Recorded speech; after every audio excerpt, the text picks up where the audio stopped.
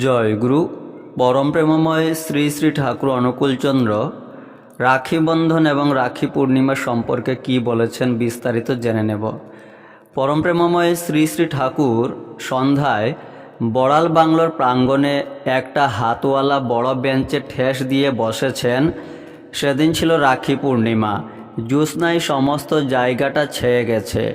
বেঞ্চের চারপাশে চারটে খুঁটো বেঁধে দিয়ে উপরে একটা চাঁদুয়া টানিয়ে দেওয়া হয়েছে।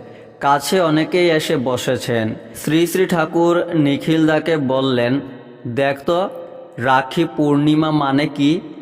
এই বলেই শ্রী শ্রী ঠাকুর বললেন, আমাদের এখানে অধ্যয়নই এইরকম।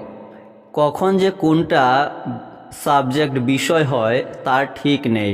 আগেও বোধ হয় এইরকম শিক্ষার ধারা ছিল। নিখিলদা জ্ঞান দাসের অভিধান নিয়ে আসলেন। তাতে দেখা গেল রাখি মানে রক্ষা বন্ধন সূত্র এবং রাখি পূর্ণিমা মানে শ্রাবণের পূর্ণিমা। এই দিন শ্রীকৃষ্ণের ঝুলন যাত্রা শেষ হয়। এই সময় রক্ষা বন্ধন করতে হয়।